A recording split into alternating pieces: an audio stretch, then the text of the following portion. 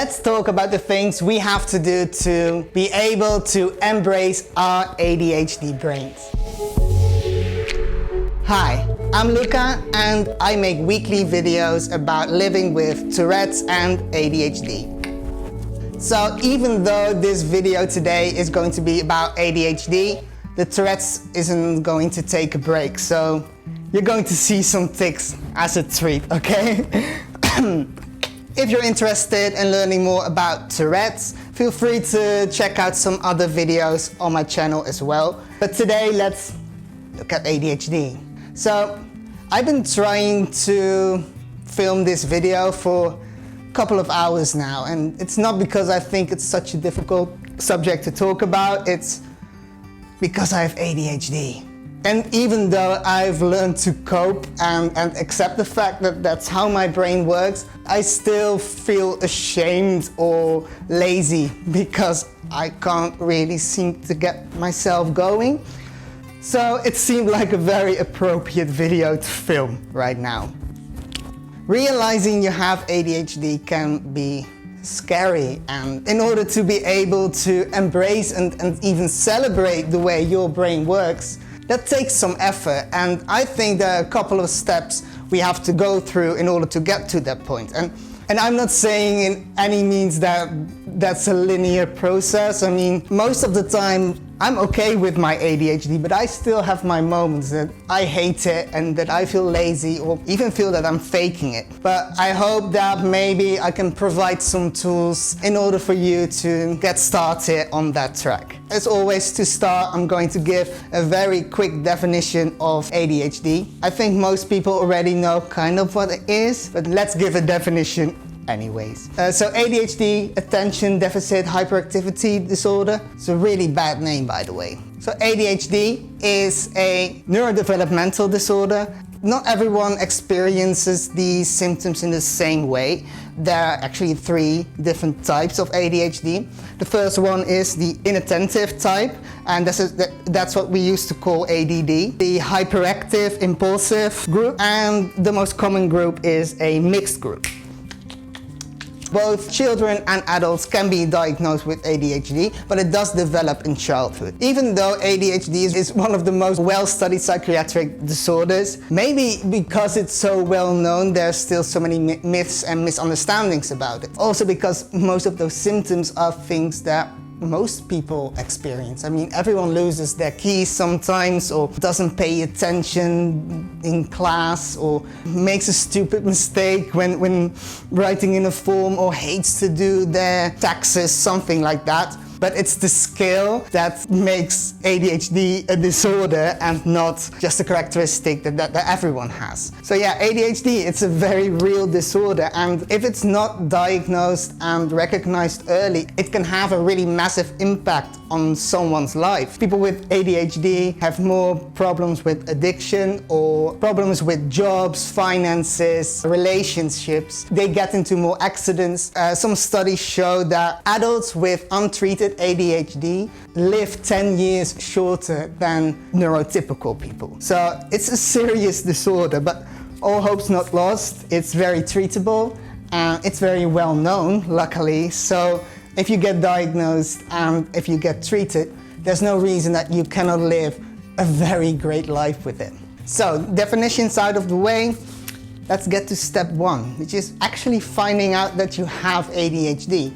This might seem like an obvious step, but apparently it's not, because there's still so many people that never find out that they have ADHD or very late in life. So I was diagnosed at first when I was 16, and then again when I was 23, because the first time I didn't really do anything with it and I didn't really believe it either. So I wasn't diagnosed when I was really young, even though I did have symptoms, and there are many factors that in retrospect I think came to play with that. When I was young, I was mostly inattentive, I wasn't very hyperactive, and I was a girl. Surprise, I'm also trans.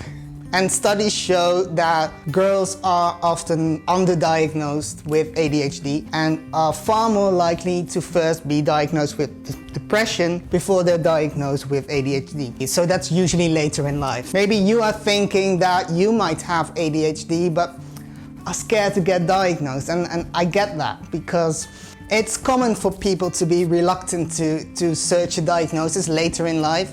There's a lot of internalized shame and guilt, because often people with ADHD grow up hearing that they are lazy or egocentric, or they have so much potential but they should just try harder. And they can feel that. They can feel that they should be able to do more, and so why aren't they able to do it?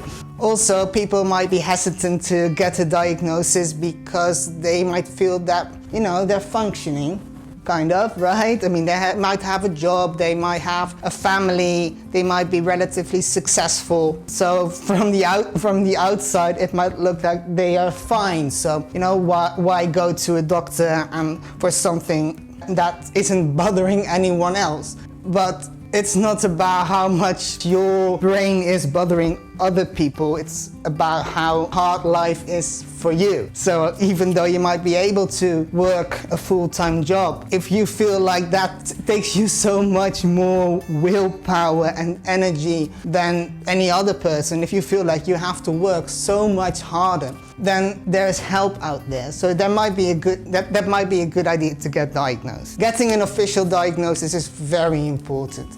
I know it's not going to be available for everyone, depending on where you live in the world, but if you have that option, please do it. Even if it's just to understand what's happening in your brain, to get that reassurance. Having that diagnosis and having that reassurance is already a very big step. Also, just to be able to access proper treatment, such as medication and therapy, if that is the route that you want to go on. Personally, I'm on medication. I've been on medication for, I think, close to 10 years now, and it has absolutely changed my life. I'm not taking medication to conform to this neurotypical world. I take my medication because it allows me to live a better life. It allows me to have a job, to do stuff, to have some structure in my life, to build stable relationships with people around me, to pursue stuff,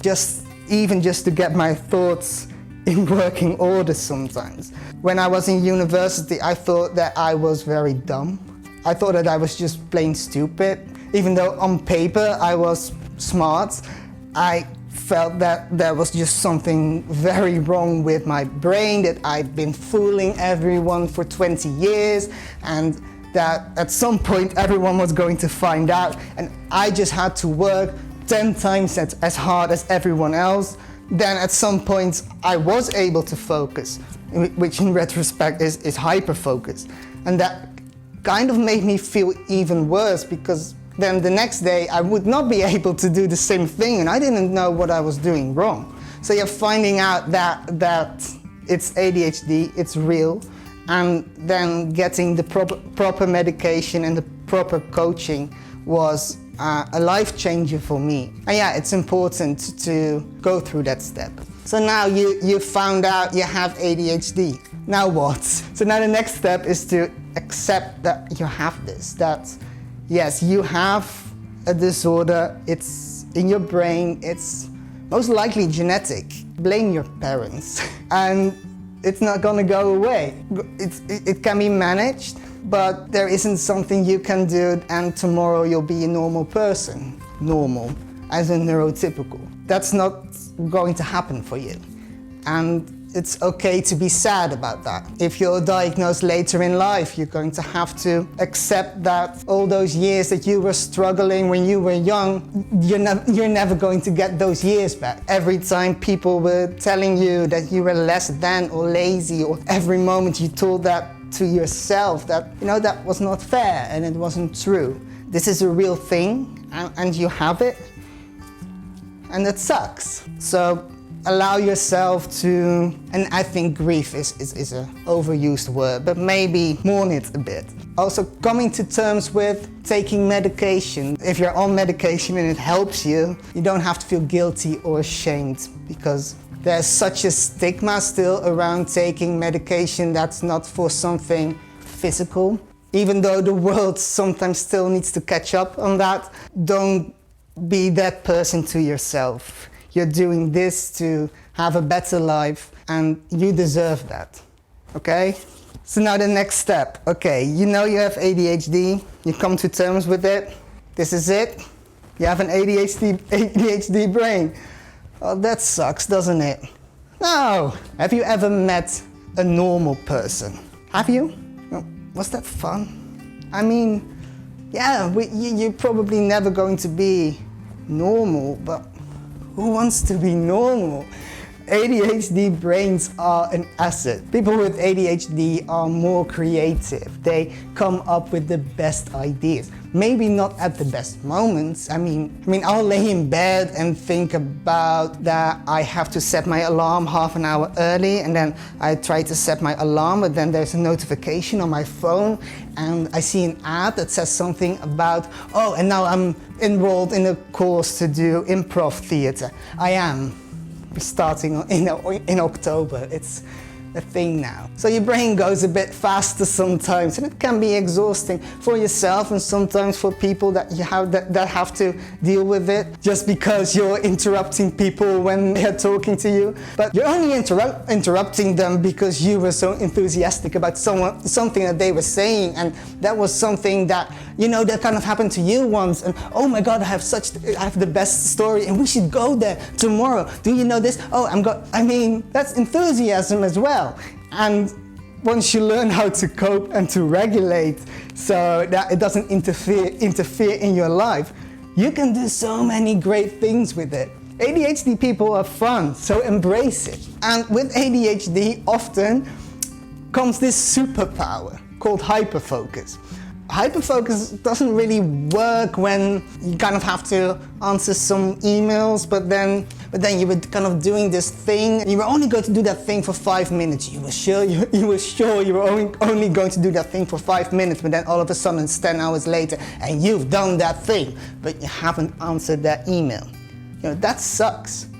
But when learning the tools and strategies to cope with ADHD, you'll start to have more control over your hyperfocus. And that's really cool. Not being able to do something that's boring to you means that you'll never have a boring life. I could never do a job that wasn't interesting to me because I just would not be able to get through a single day. But doing the work that I do, I can put on my headphones and just zone in, and I love it. I can just do that for 8 hours straight and I'm getting paid for it.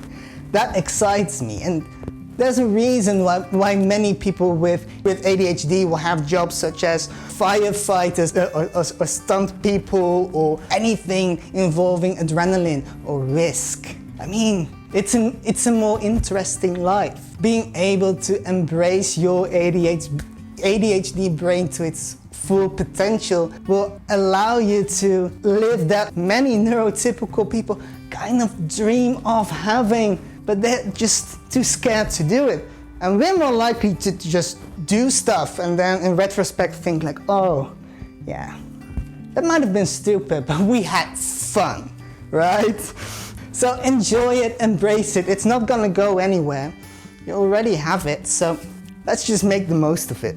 You're in good company. And of course, that doesn't take away the struggles. And I still struggle with ADHD a lot. Living with ADHD is not always easy, but there are some tips and tricks to help you live a more fulfilling life with this disorder. So if you have any tips or ideas that make living with ADHD a bit better, I'd love to read them. So leave those in the comments below. There are a lot more videos about ADHD coming up. So if you're interested in that type of content, please consider subscribing. If you like this video, please leave a like. That helps me a lot. And I hope you have a great day.